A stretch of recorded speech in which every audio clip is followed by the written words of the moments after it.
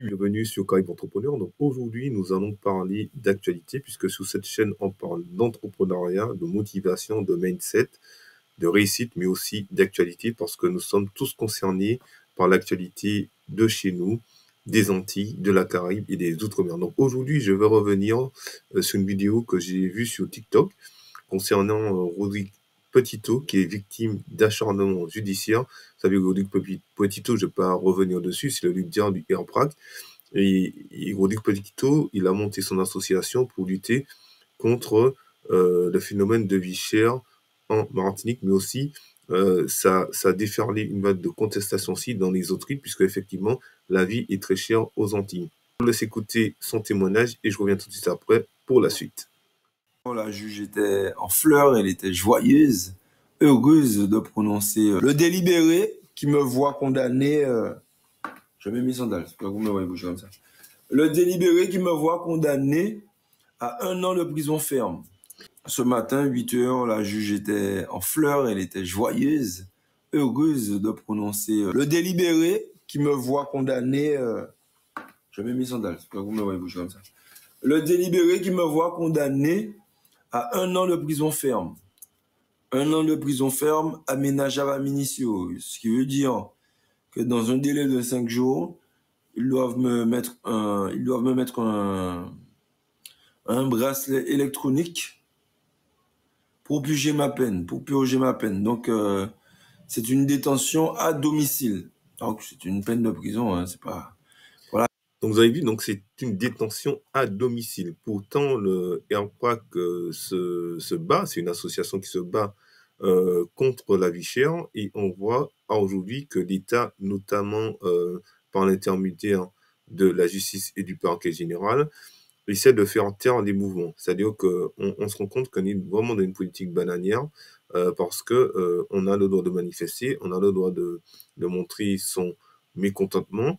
La grève, c'est un droit. Effectivement, il y a peut-être des personnes qui viennent faire n'importe quoi, mais notamment les personnes qui manifestent, c'est pour une cause qui est juste, c'est pour la vie chère. Donc, en aucun cas, l'association du Airprac ne peut endosser la responsabilité des faits qui lui sont reprochés, notamment quand ces personnes-là ne font pas partie de l'association. Voilà. Donc, on se constate que l'État fait tout pour que Rodrigue Petito soit un exemple et pour que, s'il y a dans l'avenir d'autres jeunes, d'autres personnes qui désirent manifester contre l'État, contre la vie chère, contre ce qui se passe chez nous aux Antilles, eh bien, ces personnes-là seront automatiquement jugées et seront automatiquement mis comme exemple.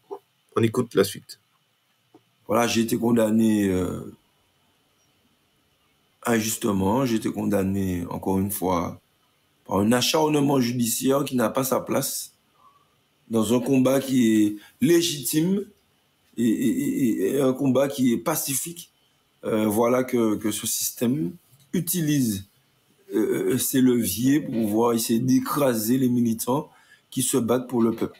Oui, c'est injuste puisque nul ne peut contester ce qu'on dénonce, à savoir la vie chère. Maintenant, je n'ai pas payé en mi-temps.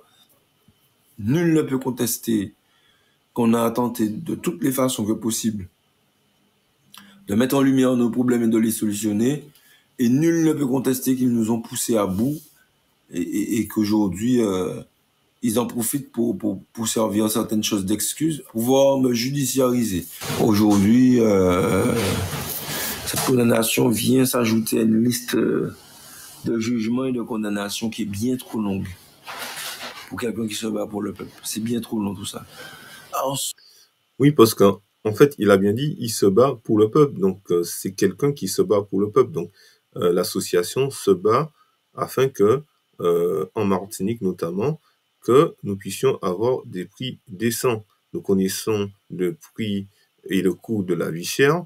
Donc, il se bat pour un motif qui est noble. Et en plus, c'est un besoin primaire puisqu'on parle de nourriture, on parle d'alimentation, on parle de besoins primaires. Se lait à ce point, c'est vraiment bien trop long. Et laissez-moi enfoncer le clou en vous disant que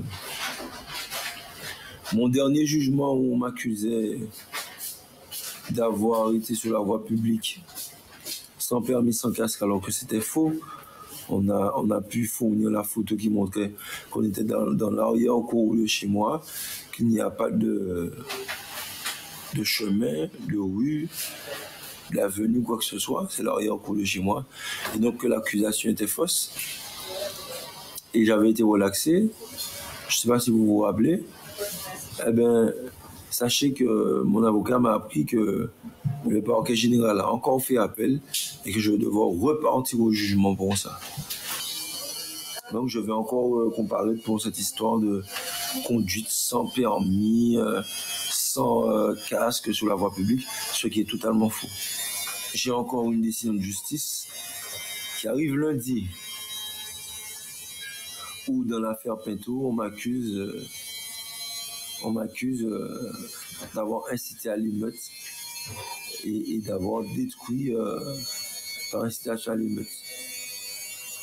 Ils ont demandé 12 mois ferme, je sais que je serai condamné. Mais je me demande qu'est-ce qu'il faut de plus à la population pour comprendre. En fait, je suis entièrement d'accord avec lui, puisqu'on voit que c'est un acharnement judiciaire, il ne veut pas le lâcher. Et effectivement, qu'est-ce qu'attend la population? Parce que lui, il se bat contre ce phénomène de vie chère. Il aurait pu faire autre chose, il aurait pu repartir en France, il aurait pu faire autre chose. Mais qu'est-ce que la population attend? Qu'est-ce que la population attend en Martinique pour pouvoir montrer son mécontentement? Parce que là, c'est un homme ou deux personnes, une association, mais si tout le peuple descend dans la rue et il n'y aura jamais assez de policiers, de gendarmes, de militaires pour les arrêter. Donc il faudrait vraiment que le peuple soit conscient de cela et que le peuple soit solidaire. Mais on constate aujourd'hui qu'aux Antilles, malheureusement, il y a, il y a des gens qui sont pour le AirPrac et puis il y a des gens qui trouvent que c'est pas bien ce qu'ils font. Voilà, alors qu'effectivement, la vie est très chère en Martinique. Je sais pas qu'est-ce qu'il en faut de plus. Mais quand je dis que le combat ne fait que commencer, qu'il est long et rude, je parle aussi de l'éveil de la population.